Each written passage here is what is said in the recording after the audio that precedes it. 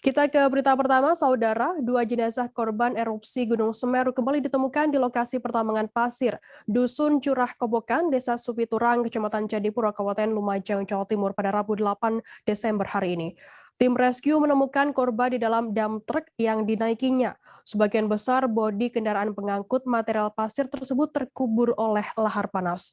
Informasi lebih lengkapnya akan disampaikan oleh rekan jurnalis kami, dari surya.co.id ada Tony Hermawan yang saat ini sudah tersambung bersama kami. Halo, selamat sore Tony. Halo, selamat sore Fitri. Ya. Tony, bisa Anda informasikan bagaimana untuk proses evakuasi korban erupsi Gunung Semeru pada hari ini? Memang pas hari kemarin Kabupaten Lumajang dilanda gunung erupsi Semeru, proses pencarian korban masih terus dilakukan oleh tim penyelamat. Tim penyelamat menyebutkan 4 titik lokasi yang mana sebagian besar ada di jalur-jalur pertambangan pasir. Pagi tadi 2 jenazah kembali ditemukan. 2 jenazah tersebut berada di dalam kendaraan truk pengangkut pasir, yang dimana warga sekitar meyakini itu adalah penambang pasir yang biasanya melakukan pekerjaan dengan istrinya.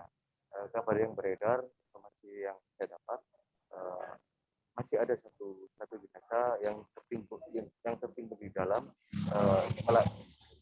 yaitu seorang anak dari pasangan penambang tersebut. Oke, kemudian apa kendala yang dihadapi oleh petugas saat melakukan evakuasi korban ini? Kendala yang dihadapi petugas memang terutama alam ya. Cuaca di Semeru maksimal cerahnya hanya 4 jam saja. Cuacanya cepat berubah karena di sisi selatan Gunung Semeru ada laut selatan, begitu dengan kita. Maka dari itu proses penyelamatan selain alam juga dengan kondisi medan yang cukup berbahaya karena masih banyak sedimentasi lahar panas di lapangan. Begitu. Kemudian kabarnya juga ada banjir lahar dingin di sana. Bisa Anda informasikan terkait hal ini, Tony? Betul sekali, tadi malam memang di desa Sumberwulu, tepatnya di Nagrek itu terjadi hujan.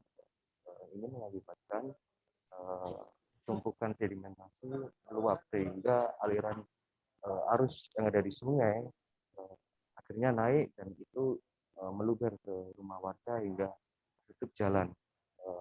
Wilayah yang terdampak dusun Kajar Kuning maksud saya, Desa Sumberwulu, Kecamatan Candipuro, sangat terdampak sekali, di mana banyak ratusan rumah kondisinya sudah tidak bisa dihuni lagi karena tinggi sedimentasi lahar sudah mencapai atap rumah.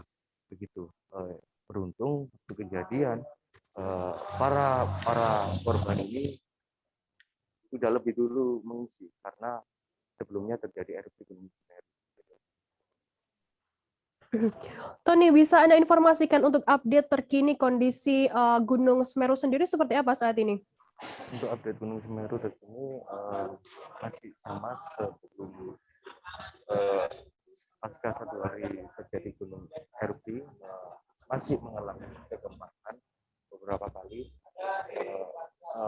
mengeluarkan letupan dan aktivitas vulkanik.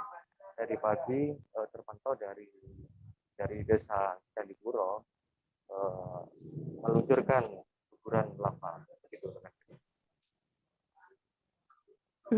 Baik, terima kasih rekan jurnalis dari surya.co.id, Tony Hermono atas laporan Anda. Selamat bertugas kembali.